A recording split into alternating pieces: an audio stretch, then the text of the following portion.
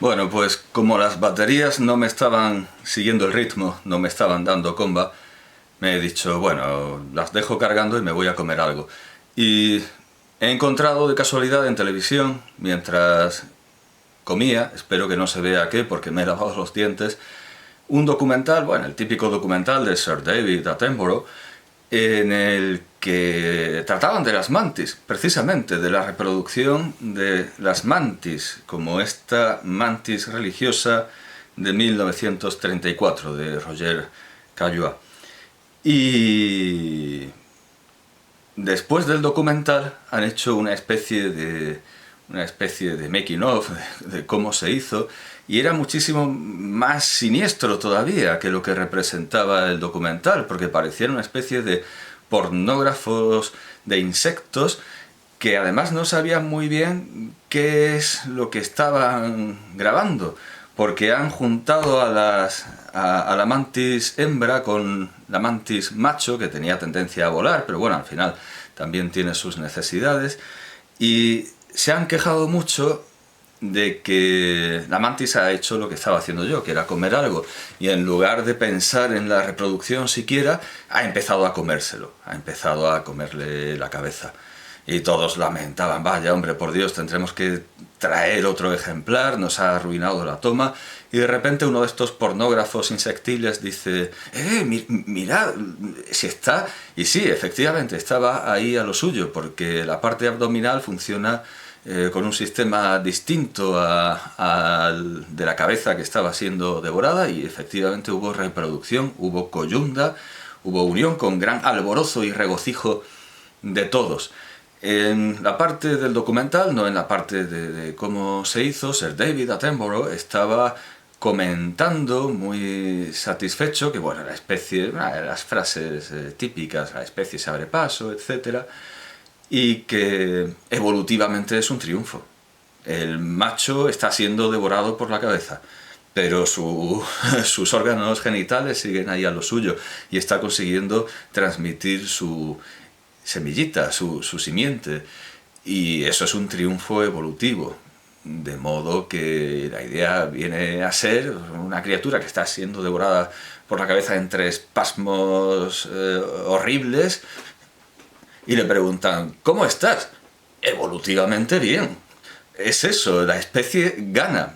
Esto es lo que estaba diciendo. No tiene por qué... Vamos, sí, está muy bien que venga Sir David Attenborough a confirmar lo que estaba diciendo, y además dándome la alegría de mostrarme que ni siquiera ellos sabían muy bien qué estaban haciendo, porque han juntado a las dos mantis y no sabían qué iba a pasar, y de hecho han reconocido que eso se sabe que pasa en las situaciones controladas en las que se ha juntado a la mantis macho y a la mantis hembra, y había gente mirando, pero que no se sabe con qué frecuencia ocurre esto en el mundo real. Supongo que con muchísima frecuencia, porque se ve que a la mantis después o durante el coito le da hambre, después de hacer lo suyo le da hambre, así que claro, engancha lo primero que tiene a mano, y además, como eso sigue funcionando sin cabeza, pues le viene a dar lo mismo.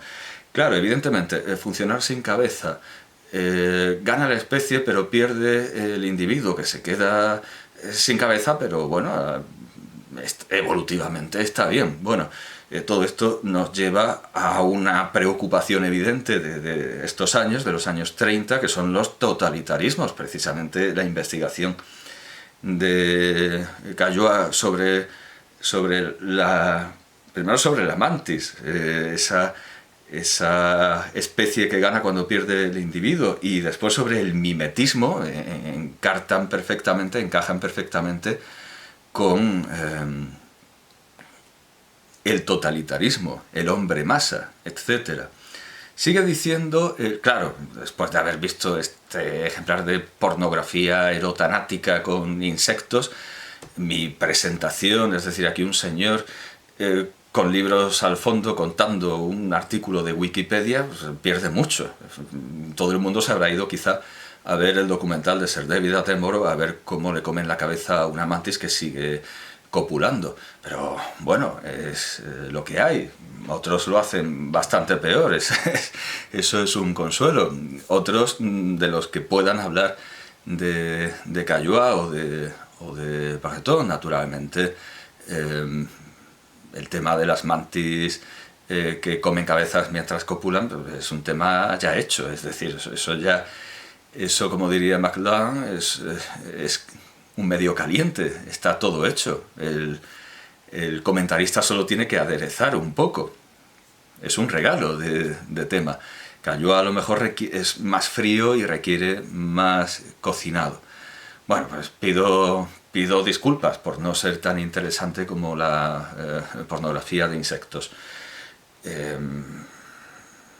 Intentaré hacer lo que pueda en cuanto a que esté leyendo un artículo de Wikipedia, que seguro que hay alguien acariciándose la barba y poniendo gestos de disgusto, no mesándosela, que eso es arrancársela. Los dobladores muy habitualmente traducen acariciarse la barba cuando deberían, perdón, traducen mesarse la barba cuando deberían decir acariciarse, porque mesarse es arrancárselas en un duelo, ¿verdad? No las plañideras, porque esperemos que no tengan barba. Bueno, pues seguro que hay alguien acariciándose la barba y chasqueando la lengua y poniendo ademán de disgusto. Esto es una cita de Los Simpsons que está mal traducida, porque dicen se mesan la barba, no, se acarician la barba. El doblaje español generalmente es muy bueno, pero ahí dicen se mesan cuando se acarician. Seguramente hay alguien acariciándose la barba muy compungido y muy indignado porque esté citando un artículo de Wikipedia. No sé quién lo ha escrito. Bueno, en realidad es un artículo de un periódico de Rosario. No sé quién lo ha escrito, pero está muy bien escrito y da una imagen muy clara de lo que es la trayectoria de Roger Caillois. Y el prejuicio, el tótem de que hay que citar solo revistas de prestigio, de reconocido prestigio, esa muletilla con revisión por pares, es una estupidez colosal. Las buenas ideas, las buenas razones, las buenas letras, la buena prosa está donde esté. Está donde está. Si está, está. Y si no está, no va a estar aunque esté en las páginas de una revista del primer cuartil o de como puñetas digan. A mí me preocupa la ciencia y no el fetichismo, el totemismo de lo académico. Así que voy a seguir comentando este artículo de Wikipedia que está muy bien. Y al que no le guste, pues bueno. La siguiente etapa es durante la etapa del Collège de Sociologie, o sea, como hemos dicho, divide esa etapa que aquí es solo una, del surrealismo al Colegio de Sociología. Bueno, pues ahora el Colegio de Sociología. Caillois, muy influido por Bataille, no sé si he terminado con esto del mimetismo. Negando que se trate de una estrategia defensiva, interpretándolo como la manifestación de un instinto de abandono, una tendencia a la despersonalización y la confusión con el medio que va unida a una pérdida de vitalidad. Como digo, eso entronca con los totalitarismos de los años 30. El mimetismo, la magia homeopática, la asociación de ideas afines, a través, así lo había leído, de la comparación y la metáfora, la psicastenia y la esquizofrenia serían manifestaciones ligadas entre sí de esta tendencia. Bueno, aquí Caillois se complica demasiado. Porque bien está hablar de biología comparada, biología evolutiva, razonada, vale, pero ya meterse en psiquiatría y hablar de la esquizofrenia, esto es ya meterse en camisa de 11 varas, pero es propio de un surrealista, es propio de un surrealista. Cuando empieza a estudiar seriamente las cosas, la obra mejorará. En esta época del Colegio de Sociología, ya cuando empieza a estudiar en serio, dice este anónimo articulista refundido y mejorado, muy influido por Bataille, examina en El hombre y lo sagrado, 1939, el problema de lo sagrado. Bueno, vamos a ver, pues aquí está, no está el surrealismo preámbulo. El hombre y lo sagrado me temo que no está, no lo veo. La última obra de esta etapa es, las últimas obras son Sociología del verdugo, El poder carismático, Adolfo Hitler como ídolo. Vamos a ver, no, Función del mito, no veo No veo el hombre y lo sagrado. Bueno, no podía estar todo. El hombre y lo sagrado, 1939. El problema de lo sagrado que considera fuente de la cohesión social. A su entender, lo sagrado posee dos polos opuestos y complementarios. Lo sagrado como respeto a la norma, vamos a ver si, por si acaso, vamos a ver, función del mito, no está. Bueno, ya está.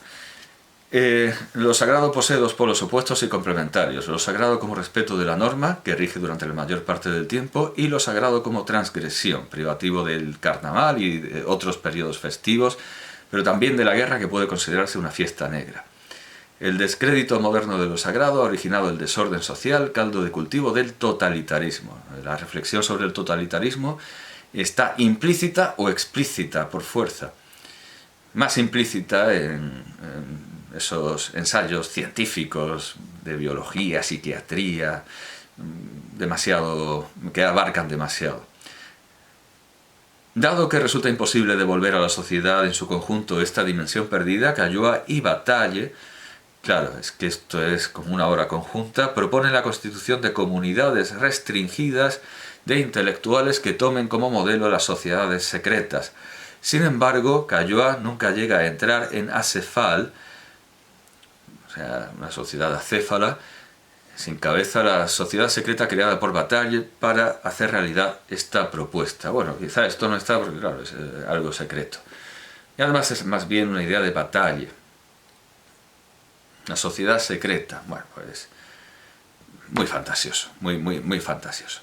Durante la guerra, especialmente teniendo en cuenta que el totalitarismo tiene sus sociedades secretas.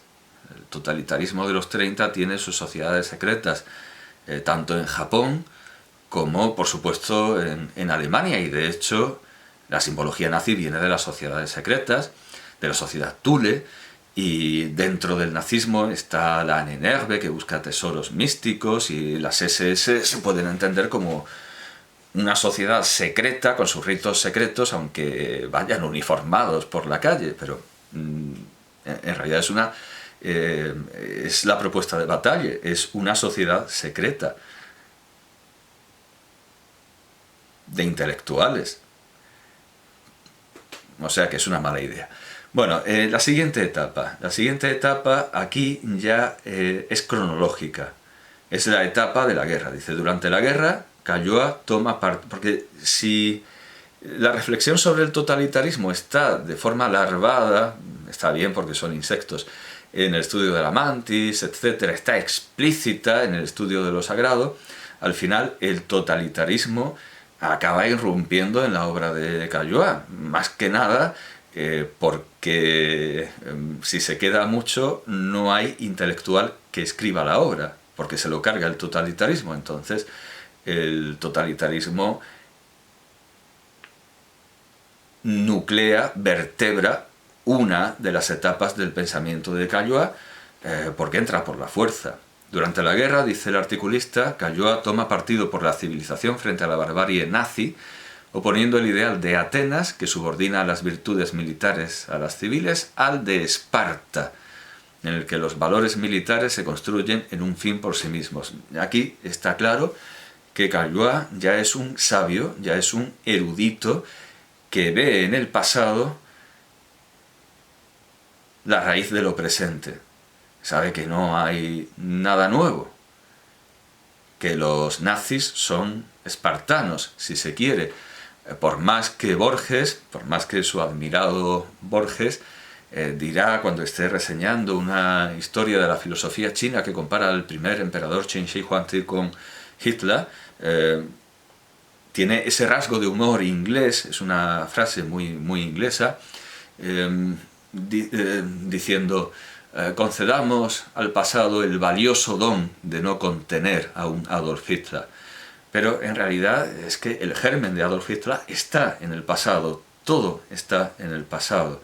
Y esa comparación ya muestra a un Caillois erudito, a un Caillois sabio, que piensa nil admirari, que para él nil novum sub sole, y bueno, es lo que es un sabio, lo que es un sabio. No, nada le sorprende porque ya lo sabe, por eso es un sabio. Defiende, dice el articulista, la verdadera democracia como una meritocracia que produce, bueno, élites. Quería la academia que pronunciáramos élites, haciendo de la tilde, haciendo de la tilde un acento grave francés. Bueno, da igual, sabemos lo que es una élite en francés y, bueno, digamos élite, en una casta superior, capaces de gobernar sabiamente la república, mientras que la democracia francesa de su época había usurpado al poder había aupado al poder a políticos como Léon Blum, incapaces de ofrecer resistencia al totalitarismo. Bien. Resulta que se nos vuelve platónico. Y aún así lo llama democracia, cuando evidentemente lo que propone no es una democracia, una meritocracia, que también es algo que no es de ahora, viene de los exámenes imperiales chinos. Una meritocracia no es una democracia.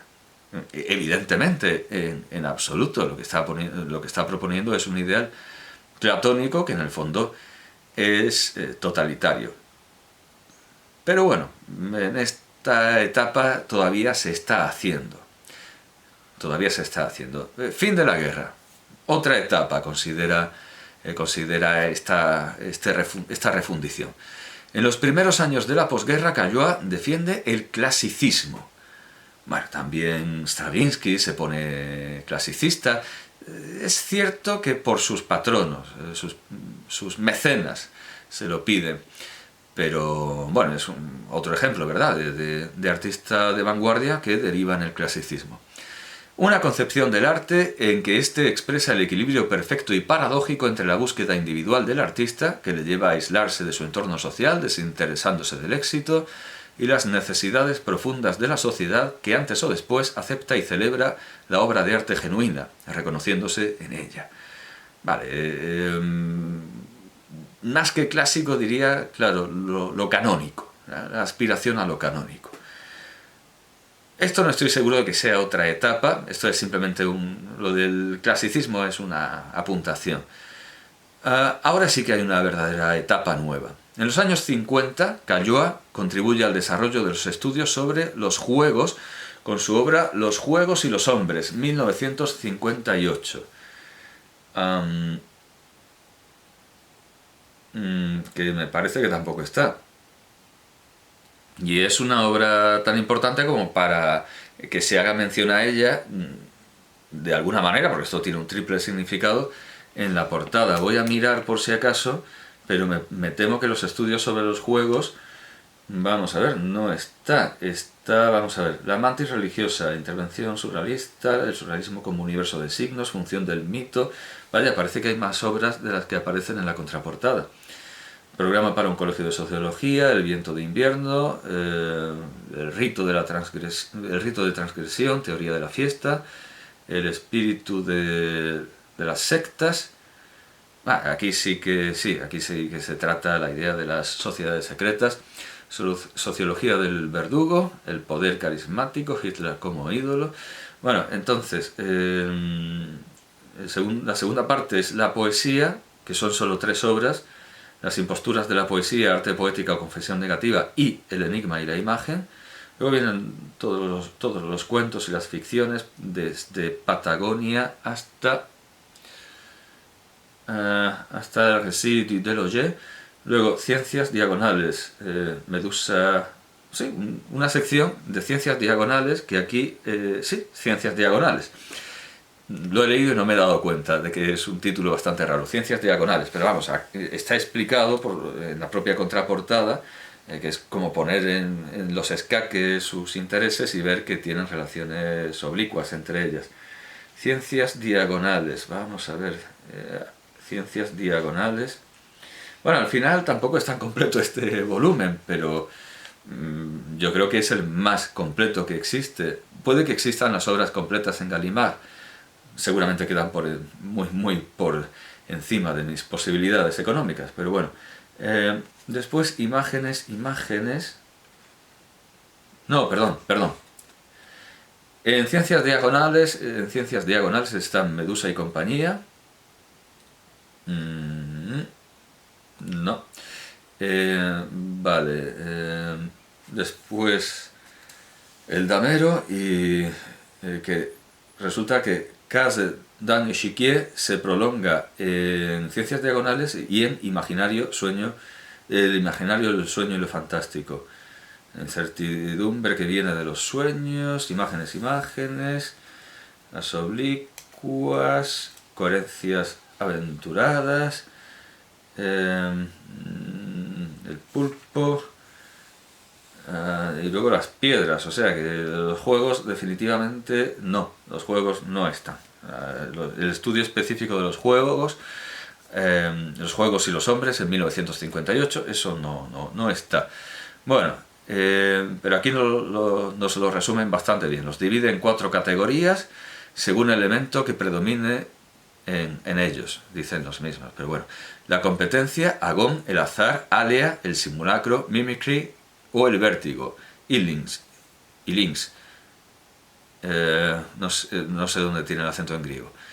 Ejemplos de estas categorías son respectivamente el fútbol, la lotería, el jugar a los piratas y el dejarse caer rodando por una ladera. Bueno, es una clasificación más de las muchas que hay en teoría de lo lúdico. En el mismo año, con su antología de lo fantástico, en la que reivindica a Jan Potocki, Caillois hace una aportación importante a los estudios sobre el tema, estableciendo una oposición entre lo maravilloso y lo fantástico. En la literatura, bueno, esto es fácil de entender, en la literatura maravillosa, por ejemplo los cuentos de hadas, el lector acepta un mundo distinto al nuestro, con distintas reglas. Es decir, ¿por qué el pato Donald va vestido por la parte superior pero no lleva pantalones? Respuesta, porque es un pato. ¿Qué quieres? Es la lógica de... En la literatura fantástica, en cambio, un elemento incongruente se introduce en nuestro mundo causando terror y sorpresa. Bueno, una precisión teórica muy razonable, muy sensata, no requiere más discusión. En los años 60 y 70, esto sí es una nueva etapa. Hasta ahora eran trabajos varios, acertadas observaciones críticas. Aquí tenemos un nuevo peldaño en su evolución intelectual, que es el penúltimo, ya es el penúltimo. Inspirándose en Karl Popper, arremete contra el marxismo, el psicoanálisis y el estructuralismo, es decir, las teorías que hacían perder el sino y hacían beber los vientos a André Breton. El marxismo, aunque sea a través del totalitarismo bolchevique trotskista, y el psicoanálisis de Sigmund Freud. Y naturalmente el estructuralismo que se deriva de esa necesidad dialéctica que pedía Breton, quería un estudio científico de los sueños, que sea dialéctico, que sea claro. Quería una estructura, quería algo fácil, quería un sistema, como el sistema marxista derivado de la izquierda hegeliana. Quería sota, caballo y rey, tesis, síntesis, antítesis y síntesis, sota, caballo y rey. Quería un sistema que se pudiera aplicar. Y el sistema es precisamente el estructuralismo basado en materialismo marxista, pero a la vez en la exploración psicoanalítica de Claude Lévi-Strauss, que a su juicio tienen en común el hecho de presentarse como ciencias cuando en realidad se basan en premisas imposibles de falsar. Muy bien, aquí hay una nueva aportación, un nuevo conocimiento, que es el de Popper, diciendo, pero ¿qué me estás contando si esto no hay manera de decir si es verdad o no? Ahórratelo, porque me estás contando un camelo. Así, un psicoanalista típico responde a los ataques que recibe la teoría freudiana como resistencias de un enfermo que se niega a aceptar su dolencia, o transferencia. Usted está enamorada de mí. Bueno, en fin. De ese modo blinda sus creencias contra toda crítica razonada. Del mismo modo, y esto es más interesante porque es menos visible, porque claro, en la medicina eso se ve. Ahora, en la política y en la economía se puede decir lo que se decía de la medicina, que los errores los tapa la tierra. Del mismo modo, dice el articulista anónimo, un marxista descalifica cualquier ataque a sus principios como una manifestación de intereses contrarrevolucionarios. ¿Por qué me criticas? Porque eres un revisionista, porque eres un capitalista, un kulak, un cerdo burgués. Bueno, esto no tiene tampoco mucha complicación. A donde por fin llegamos es al final de la obra, que yo empezaría a leer la obra de Caillois por el final, por las piedras y por la escritura de las piedras, evidentemente, porque es ya el Caillois hecho. Naturalmente, el valor como antólogo que tiene en sus colecciones de lo fantástico y sí, de lo fantástico, porque lo maravilloso no interesa. Lo maravilloso es lo que decía Gabriel García Márquez de las mil y una noches. Sí, están ahí volando, hay un caballo de bronce, muy bien. Pero en cambio yo cogí la metamorfosis de Kafka. Gregorio Samsa se levanta y se da cuenta de que se ha convertido en un insecto y dice, ahí sí, eso sí me interesa. Eso sí tiene sentido, lo fantástico sí tiene sentido. Lo maravilloso no me dice nada, no, en fin, no me hace hervir la sangre, no. Y lo que le interesa a Caillois, naturalmente, es lo fantástico, Antología de lo Fantástico, 1958. Pero al margen de la antología de lo fantástico y en esa colección de hechos perturbadores y de narraciones intrigantes que están de todas maneras a lo largo de toda su obra debido a su incesante curiosidad por lo maravilloso, pero no en el sentido crítico, sino por lo prodigioso, pero no lo prodigioso intrascendente, sino lo que realmente nos toca y nos hace vibrar. Llegamos ya al núcleo de la obra, que es el final, el Caillois hecho. En sus últimos años, dice el articulista, Caillois analizó en El río Alfeo y la escritura de las piedras. Vamos a ver si el río Alfeo sí está, porque no, el río Alfeo tampoco está. Vaya por Dios, el río Alfeo no está. Y es una obra importante también.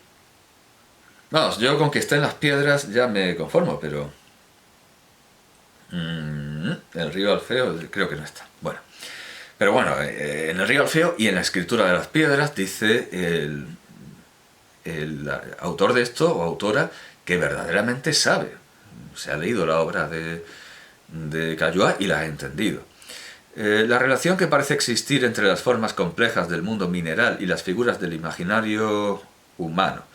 O sea, también el río Alfeo habla de esto. Así, bueno, nos quedamos con la escritura de las piedras. Al final, la escritura de las piedras es la piedra angular y además Marguerite Yourcenar lo ha visto, el hombre que amaba las piedras, en el prólogo.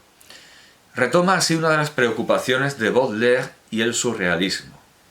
Olvidémonos del surrealismo, incluso olvidémonos de Baudelaire, porque antes que Baudelaire está en esmaltes y camafeos, esmaltes y cameos, lo tengo por aquí, Gautier, Nerval, no, sí, Gautier,